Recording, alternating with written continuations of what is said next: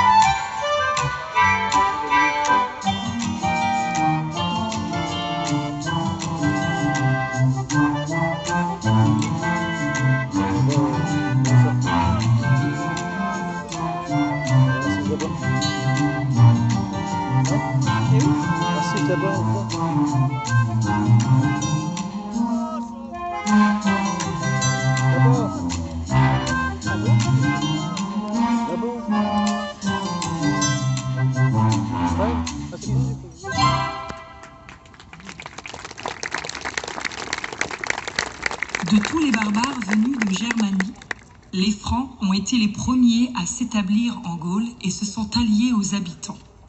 On raconte même que dans le bourg d'Héléna, aujourd'hui Hélène, ils ont célébré par des chants et des danses le mariage d'un de leurs chefs.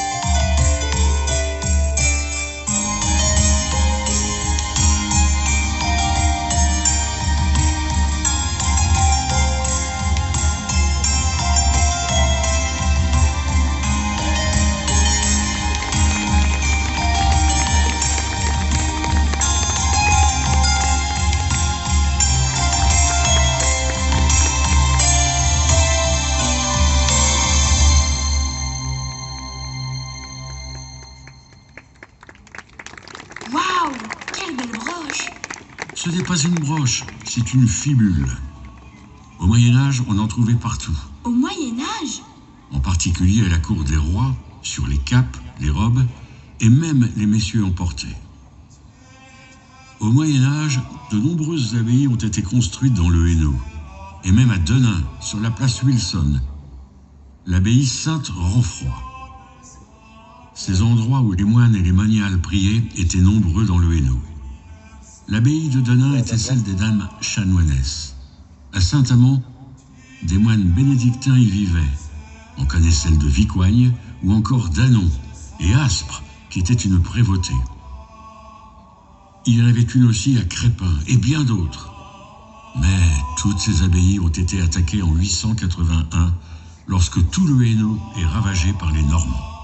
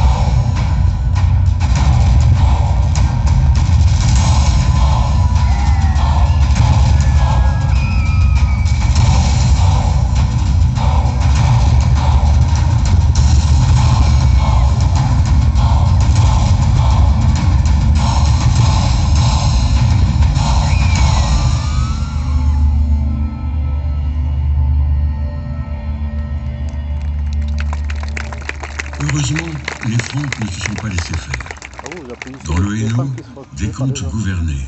C'est le comte Régnier au long col qui a repoussé les Normands. Il faudra attendre la dynastie des Bauduins et surtout le comte Baudouin IV, surnommé l'édifieur. Ce surnom, il le doit aux nombreuses constructions dont il est l'instigateur. Notamment le très beau palais de la Salle-le-Comte et l'édification de fortifications autour de plusieurs villes. Il meurt dramatiquement en 1171, en tombant d'un échafaudage du chantier de son futur palais.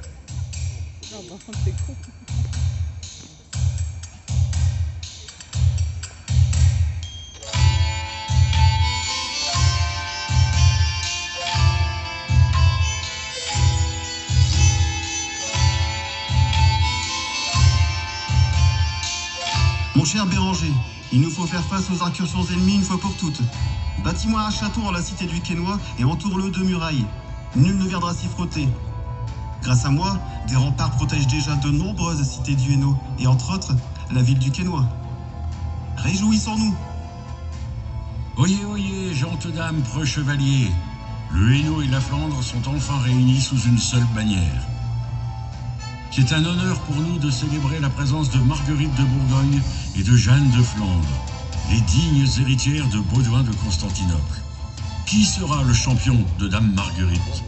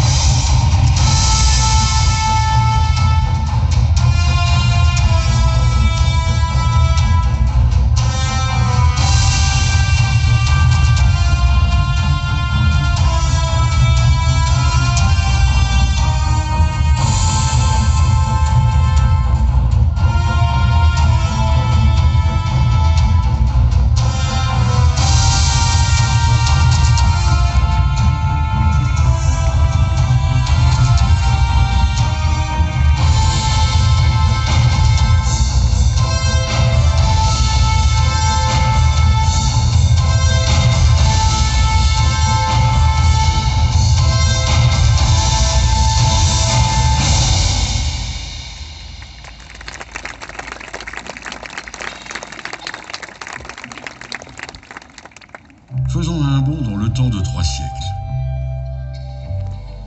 Lui, c'est Charles Quint, roi d'Espagne et empereur germanique. Et lui, c'est François Ier, roi de France. En 1524, Charles Quint fait son entrée à Valenciennes. De son côté, François Ier s'empare de Landrecies et franchit l'Escaut. C'est à ce moment-là qu'ils se rencontrent à Denain. On ne sait pas exactement la raison pour laquelle ils y sont venus. Sans doute pour discuter de la paix. Car quelques jours plus tard, à Cambrai, ils ont signé un traité de paix pour se réconcilier.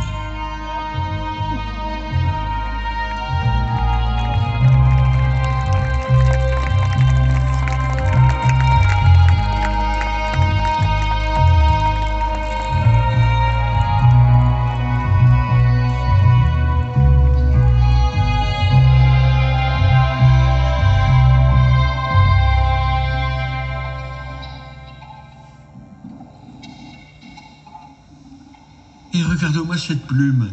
C'est la plume que portait le roi Soleil sur son chapeau. Je me demande si Louis XIV est venu à Denain. Oui, tu penses bien, une ville comme Denain. En réalité, Louis XIV n'est pas venu à Denain. Mais c'est grâce à lui si le Hainaut devient français en 1677.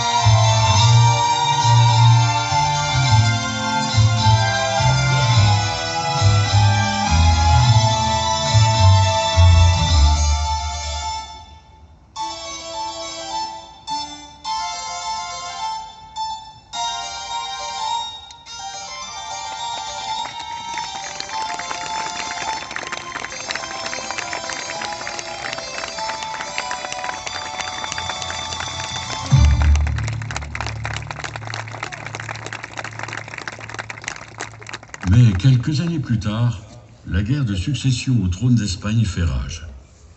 Le roi Soleil doit de nouveau se battre pour le garder. Et c'est dans ce contexte que s'est déroulée le 24 juillet 1712 la bataille de Denain, où le maréchal Villars, au service de Louis XIV, a su trouver la bonne stratégie militaire pour vaincre le prince Eugène de Savoie qui défendait le camp espagnol. Le prince de Savoie, ne se méfiant pas, fut bien surpris de ce qui arriva. Tapis dans le noir, valeureux et fiers, les dragons de Villars étaient entrés en guerre.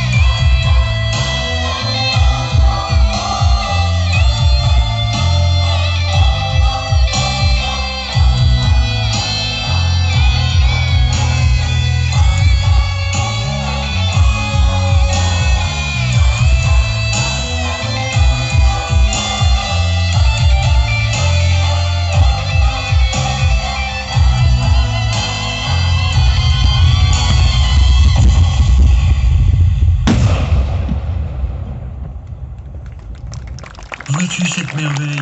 C'est de la dentelle de Valenciennes. Valenciennes, c'est près de chez nous.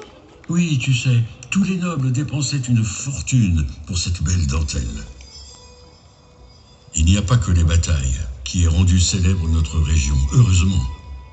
Valenciennes, par exemple, est surnommée l'Athènes du Nord, car de grands artistes y ont vécu. Le célèbre Froissart, né au XIVe siècle à Valenciennes, offrit ses premières chroniques à Philippa de Hainaut, reine d'Angleterre.